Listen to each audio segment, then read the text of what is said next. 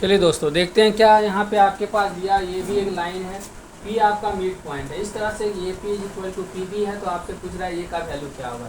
ये का कोऑर्डिनेट 6 और 3 दिया हुआ है, पी का कोऑर्डिनेट 2 और 4 दिया है, बी का कोऑर्डिनेट ये और 5 दिया हुआ है। तो आपसे पूछ रहा है कि ये का वैल्यू क्या होगा। ऑप्शन नंबर ए में 2 दिया, ऑप्शन नंबर बी 4 है, ऑप्शन नंबर सी -4 है, ऑप्शन नंबर डी -2 है।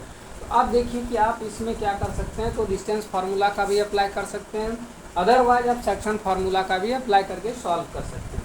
यदि दोनों के बीच का डिस्टेंस इक्वल होता है, यानी सेम रेशियो में यदि डिवाइड करता है, यदि इक्वल है तो आपके पास सेम रेशियो में डिवाइड करेगा।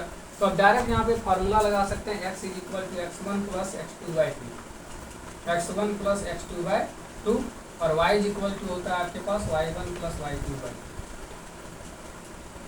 इस फार्मूला को आप डायरेक्ट लगा दीजिए। अब देखिए मेरे पास ये कहाँ है दोस्तों, ये मेरे पास यहाँ पे क्या है, x के जगह पे है ना, तो हमको y से कोई मतलब ही नहीं है, डायरेक्ट इसका कोई ज़रूरत ही नहीं पड़ेगा, सिर्फ इसी से वैल्यू निकल जाएगा मेरा।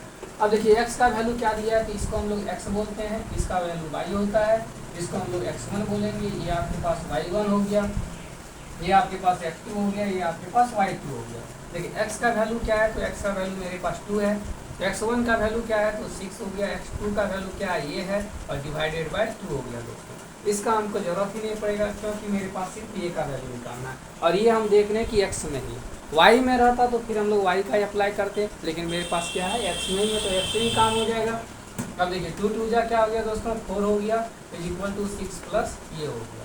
अब जब मैं 4 में क्या करेंगे, 6 को माइनस कर देंगे, इज इक्वल टू ये हो गया, तो ये इज इक्वल टू क्या हो गया, 6 में 4 गया तो -2 हो गया दोस्तों। तो ऑप्शन नंबर ये देखिए +2 रॉन्ग है, ऑप्शन नंबर बी 4 है रॉन्ग है, ऑप्शन नंबर सी -4 रॉन्ग है, ऑप्शन नंबर डी देखिए -2 राइट है दोस्तों। तो देखिए इस टाइप का प्रॉब्लम को आप सेक्शन फार्मूला अप्लाई करके भी आप सॉल्व कर सकते हैं। अदरवाइज आप डिस्टेंस फार्मूला अप्लाई करना चाहते हैं तो वहाँ से भी आपका ए का वैल्यू फाइंड हो सकता है, दोनों में आंसर सेम आएगा दोस्तों। लेकिन इसमें क्या है कि आपको MCQ जितना कम टाइम में आप उसको सॉल्व करके उसमें टिक लगा सकते हैं उतना अच्छा रहेगा दोस्तों। आपके पास टाइम मैनेजमेंट बहुत ज़रूरी है, मैथ में तो टाइम मैनेजमेंट 100% आपका माइंड में सेट करके ही चलना होगा दोस्तों, तभी ये मैनेज होगा।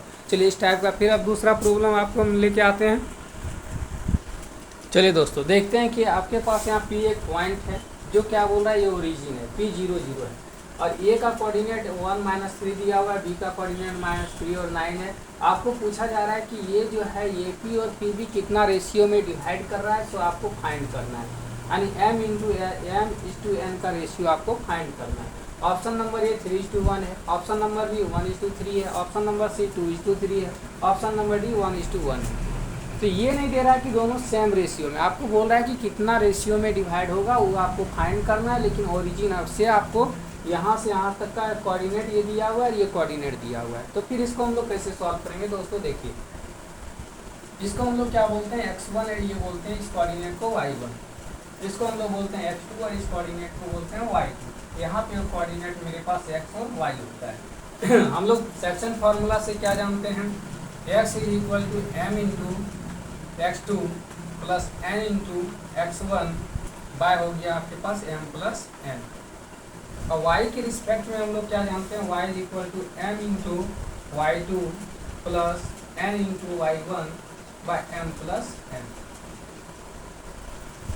अब देखिए x का वैल्यू क्या है दोस्तों, 0 है, m का वैल्यू क्या है आपको फाइंड करना है, x2 का वैल्यू क्या है, तो x2 का वैल्यू -3 है, n का वैल्यू क्या करना है, फाइंड करना है, x1 का वैल्यू क्या है, तो 1 है।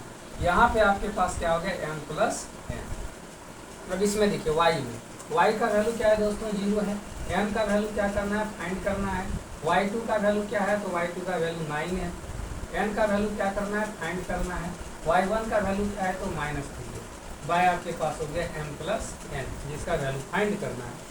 अब देखिए m प्लस n इधर 0 से मल्टीप्लाई होगा तो 0 हो जाएगा, मेरे पास फाइनली क्या बचेगा, तो m n यदि इधर आएगा तो माइनस ये प्लस हो गया 3 times of m is equal to n हो गया दोस्तों। अब यहाँ पे यदि इसको लाते हैं तो ये भी आपका पास क्या हो गया, 0 हो गया, तो -9 times of n equal to -3 times of n हो गया। दोनों में आंसर सेम आएगा दोस्तों। इस बार आपको दोनों करके दिखा रहे हैं, वैसे कोई एक करेंगे तो उससे भी आ जाएगा। अब देखिए आपके पास यहाँ क्या बचा, n बचा, हमको क्या चाहिए, m/n चाहिए, तो n के पहले कुछ नहीं तो 1 है दोस्तों, तो m बाई एन चाहिए, तो m को यहाँ रखते हैं, ये इंटू में इधर आएगा तो डिवाइड में हो जाएगा। ये 1 मेरे पास यही रहेगा और इसको यदि इंटू में इधर लाएंगे डिवाइड में 1/3 आ गया। यहाँ पे मेरे पास रेशियो 1:3 आ गया दोस्तों।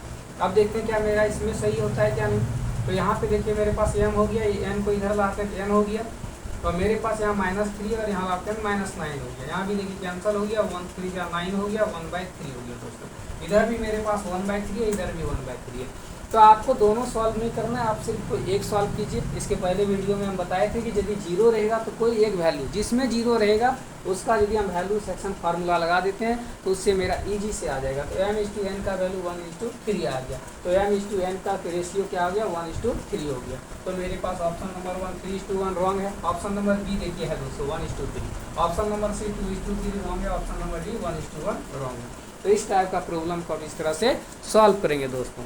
ये यदि वीडियो आपको अच्छा लगा होगा तो मेरे चैनल को यदि सब्सक्राइब नहीं किए दोस्तों, सब्सक्राइब कर देंगे, तो लाइक और शेयर करना नहीं भूलेंगे दोस्तों।